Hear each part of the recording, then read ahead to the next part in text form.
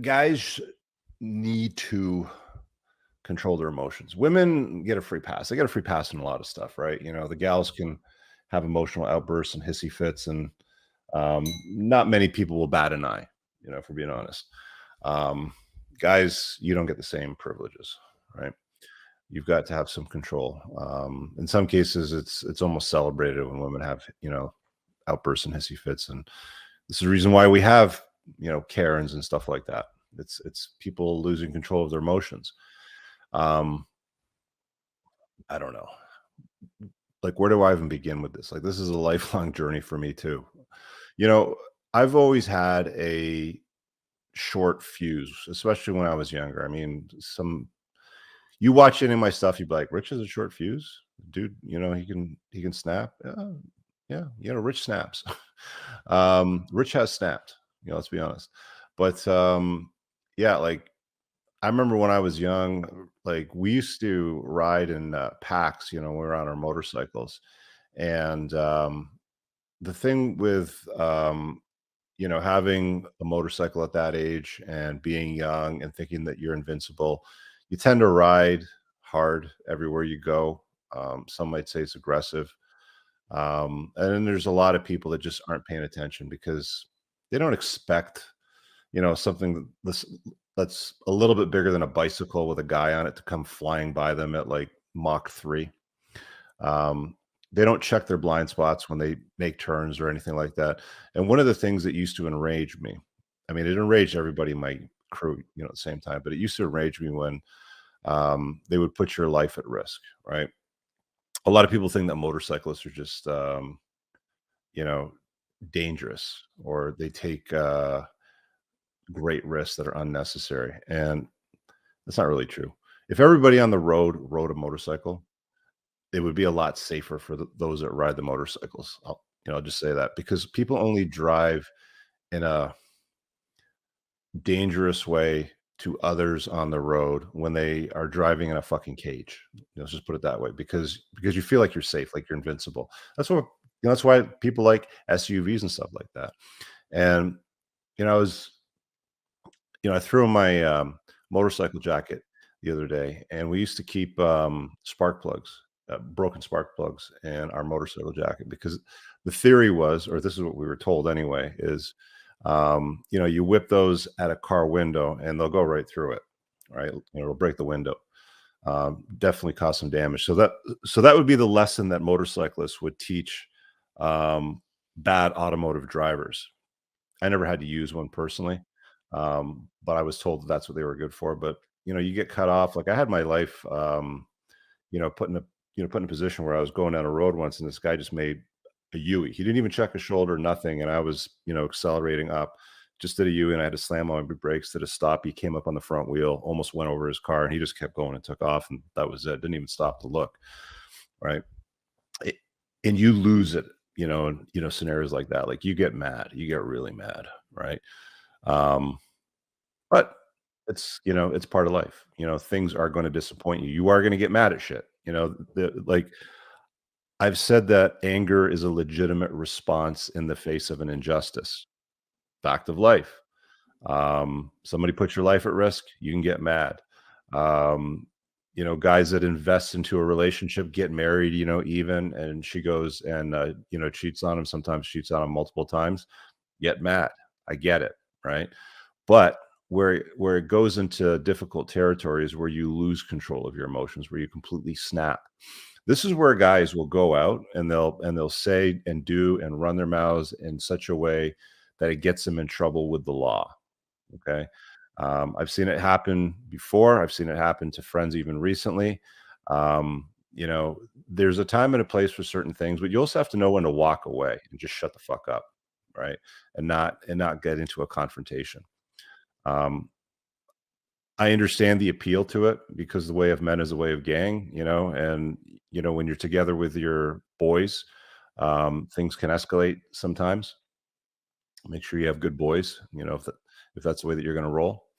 But getting emotional is just it ain't ever going to serve you, man. It ain't ever going to do you any good.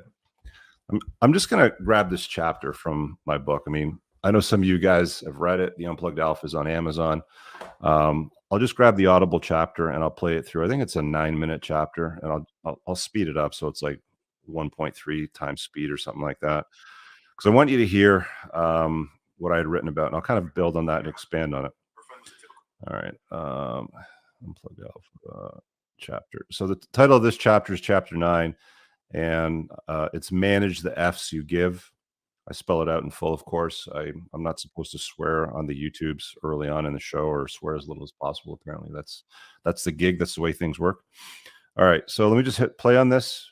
It's just a quick 8 minutes and a bit at the speed. So let me know if you have any problems hearing it in the chat. But here we go. Chapter 9: Manage the fucks you give. When I was young, we played a lot of player versus player video games. There was a popular one called Mortal Kombat, and they all operated on the same concept. You started with 100% on your life bar, and as you battled, each hit you took reduced your life until it was 0%, and you die by outrageous fatality. Life isn't much different. Essentially, it's about us taking it all day long, draining our energy, attention, and resources until we hit zero. Unfortunately, most people don't value the energy they give away, and they freely dispense it like it's an unlimited resource. And this is a big mistake. Many people today see the barrage of hate I get for the truth I reveal in my videos, and they ask me how I handle it. Often my response is, you need to learn to give zero fucks. We all, by design, have a limited amount we can allocate to our daily lives. Everything we do takes time and resources. Our job, kids, friends, events, partners, and even the small things like when my child wants me to kill a spider in the bathroom. I refer to the energy that you can spend as the fucks you can give. Therefore, it's incumbent upon you, as a man of vision and purpose, to manage every fuck wisely.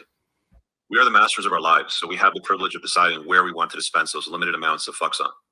Only we get to choose what is truly fuckworthy in our lives.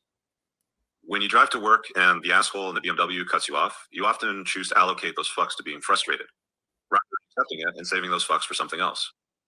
When a coworker makes a disparaging comment because you won't donate $10 to Donna and Accounting's fundraiser, you can dispense those fucks and comment back with your feelings, or you can go about your business in a zero fucks given kind of way and ignore her underhanded comment. To truly manage your fucks, you must first master self-control. Self-control. You know the asshole in the BMW who doesn't signal and cuts you off? You have two choices. Number one, throw a tantrum in your car, wave your middle finger about, flash your high beams before accelerating up to his bumper, giving away some of your limited fucks in the process. Number two, utilize self-control, reserve your fucks for something more fuckworthy, and do nothing.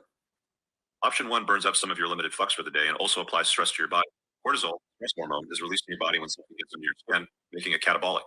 Whereas option two does nothing. Ultimately, mastering self-control and your emotion matters. Those who are world-class at their craft and pursue excellence are incredibly careful about managing their time, energy, and resources. Ultimately, you can't become the best version of yourself if you're constantly reallocating your energy to things which don't the energy and don't bring you closer to your goals, passions, and dreams. Where awareness goes, energy flows. Dandapani. While this might seem like a simple notion, this idea was profound for me. I met Dandapani, a monk, at a dinner event in Toronto, where he was booked as a keynote speaker. He sat there before us, legs crossed on the floor, in full monk garb with beads and 3 white lines painted on his forehead. He was an unlikely character to speak to entrepreneurs running successful multi-million-dollar businesses. They presented him to us as a Hindu priest with an Australian accent who had finished 10 years in a monastery in Hawaii.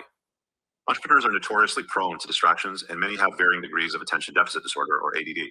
They're like herding cats. This monk was there to help entrepreneurs understand the notion of what energy vampires are and how to manage their awareness to be more effective.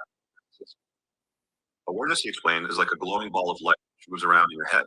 And when it comes to a particular area of the mind, then that area is lit up, which is where your energy then flows. So if awareness goes to a happy area of the mind, then it's where your energy is flowing. And if energy is flowing to the happy area of the mind, then it is also strengthening this area.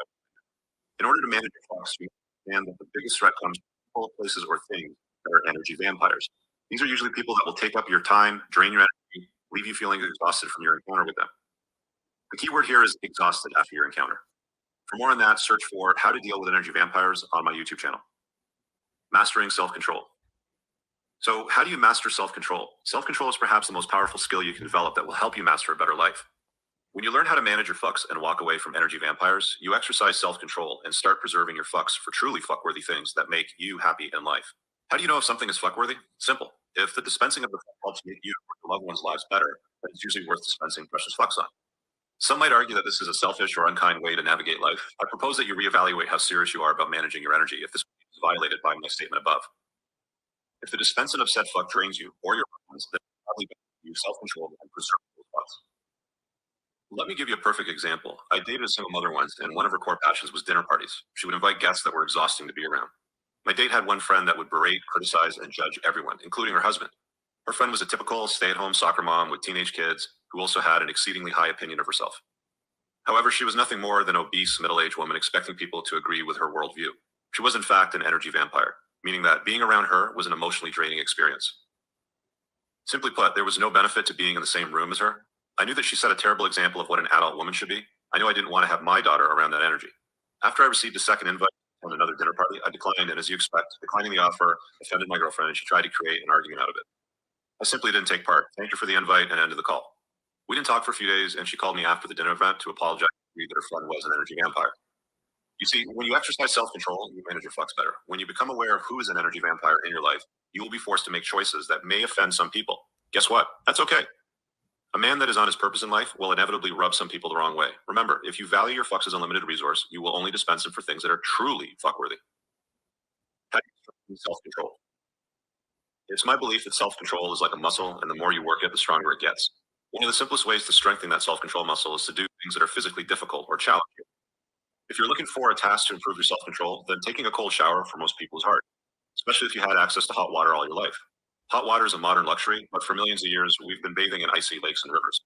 To take a cold shower requires self control, but most people don't have the ability to do something basic like stand in uncomfortably cold water in a shower. I urge you to start taking cold showers for the following reasons. It strengthens your self control. It also offers the following health benefits: reduces brain fog and improves focus, improves circulation, keeps skin and hair healthy, strengthens the immunity system, improves energy and well being, improves metabolism, fat burning abilities. Do you want to improve your self control and learn to manage your flux better? Then start by doing something as simple as taking cold showers. It's easy to understand, simple to execute on, but takes discipline and willpower to build. I was speaking at a conference and closed off my talk speaking about managing your fucks. And somebody asked in the audience how they felt anxiety over dispensing their fucks and how to reserve them better. The bottom line is this: if you value your fucks as a resource that has a limit to it, then you will only allocate your limited fucks towards matters that truly deserve your fucks. The cold hard truth: never forget the energy that you begin with every day. Okay, and the last few seconds is just a conclusion, but I think I've just destroyed my monetization on this video for tonight because the whole thing was just all F this and F that. So anyway, let's just fucking carry on. um, yeah. So again, if you haven't got the book, get it. Get the Audible, whatever you prefer consuming. There's lots of great information in that. Go through that chapter over and over again until it sinks in. The point needs to be made quite clearly, right? You have a limited amount of energy in a day to dispense for things that should be worthy of said energy. I remember I mentioned spiders, and I just jotted down a note because my kids always like been afraid of spiders. It doesn't matter what I do. It's like, dude, like, you're way bigger than the bugs. You shouldn't be afraid of bugs. She's afraid of bugs. It is what it is. I'm not going to expend my energy killing spiders, chasing bugs around. I got one of those Dyson vacuums, the rechargeable ones that go on the wall with a long neck and a pointy thing on the end. She just goes around sucking up spiders on her own now. So it's like, I didn't want to deal with it. I saw a problem like this. You deal with it. I'm not lowering myself. I'm not taking my energy level to things that don't deserve my energy. If you think that's such a problem, you deal with it. So there you go. I really hope you guys enjoyed that clip. If you want to watch the full-length podcast, you can find that over here, that clip's from. If you're newer to the channel, make sure you hit subscribe over here and pin down below in the top comment. You'll find a bunch of useful links to my website, my supplement line books, and a bunch of other stuff. Have an amazing day. Peace out.